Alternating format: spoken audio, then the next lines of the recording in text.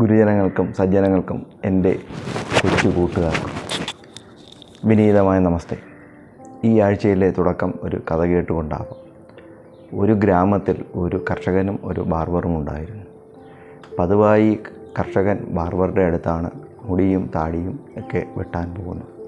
അങ്ങനെ പോകുന്ന അവസരത്തിലെല്ലാം അവർ പല കാര്യങ്ങളെക്കുറിച്ചും സംസാരിക്കുമായിരുന്നു.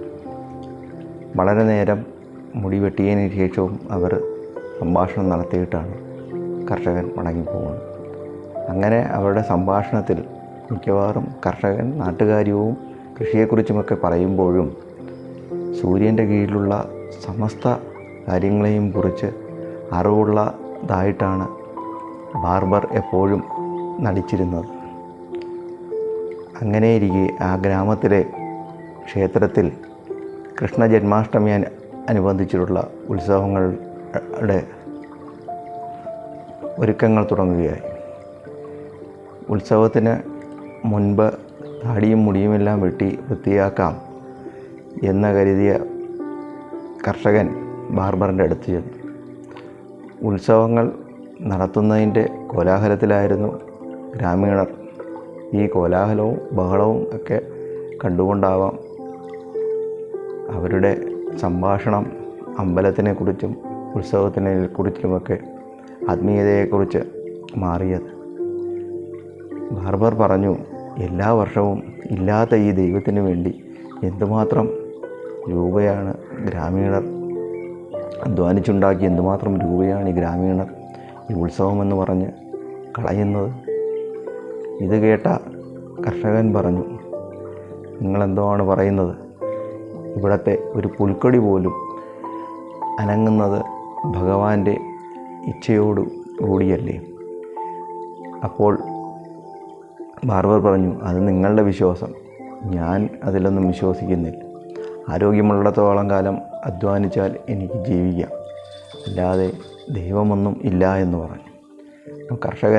കർഷകൻ തൻ്റെ പിതാക്കളും മുത്തച്ഛനും മുതുമുത്തച്ഛന്മാരും ഒക്കെ പറഞ്ഞ പല സാക്ഷ്യങ്ങളും നിരത്തി പറഞ്ഞു, നമ്മളുടെ ഈ ഗ്രാമത്തിലെ മഹാമാരിയോ പ്രളയമോ പ്രകൃതി ദുരന്തങ്ങളോ ഒന്നും വരാതിരിക്കുന്നത് ഭഗവാന്റെ അനുഗ്രഹം കൊണ്ടാണെന്ന് എത്രയോ സാക്ഷ്യങ്ങൾ എനിക്ക് കേട്ട് വളർന്നവനാണ് ഞാൻ.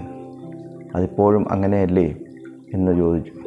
അപ്പോൾ ബാർബർ പറഞ്ഞു, അതെല്ലാം തികച്ചും യാദൃച്ഛികമായ ഒറ്റപ്പെട്ട സംഭവങ്ങൾ, ഞാൻ അതിലൊന്നും അത്ര വിശ്വസിക്കുന്നില്ല.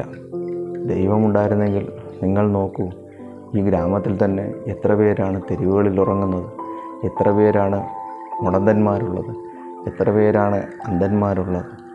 ഭഗവാൻ അങ്ങനെ ജനങ്ങളെ പല തട്ടിലാണ് സൃഷ്ടിക്കുന്നതെങ്കിൽ അത്തരത്തിലുള്ള ദൈവത്തിൽ എനിക്ക് വിശ്വാസം ഇല്ല എന്ന് അയാൾ വീണ്ടും പറഞ്ഞു.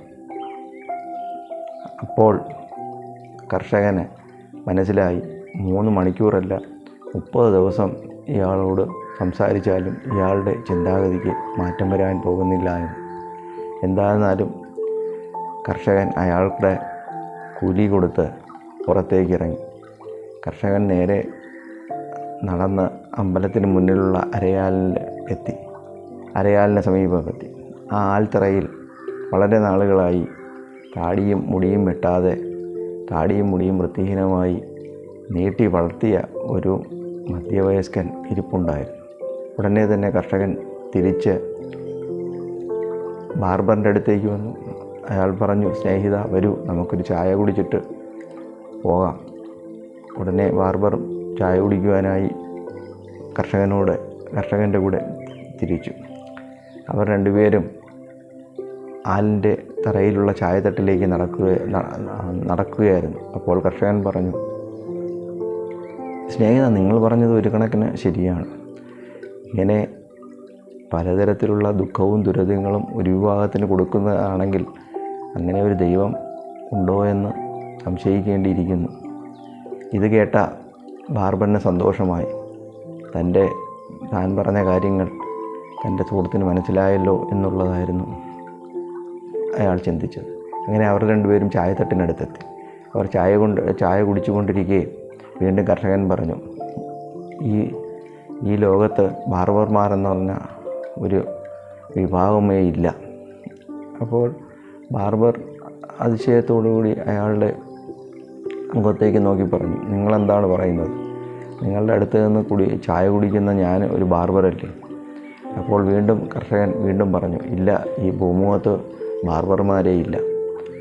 അപ്പോൾ ബാർബർ പറഞ്ഞു, ഇപ്പോഴല്ലേ ഞാൻ നിങ്ങളുടെ മുടിയും താടിയുമൊക്കെ വെട്ടിയത്? ഞാനൊരു ബാർബറായതുകൊണ്ടല്ലേ നിങ്ങളെ തലമുടിയും താടിയുമൊക്കെ വെട്ടി ക്ഷൗരം ചെയ്തു തന്നത്?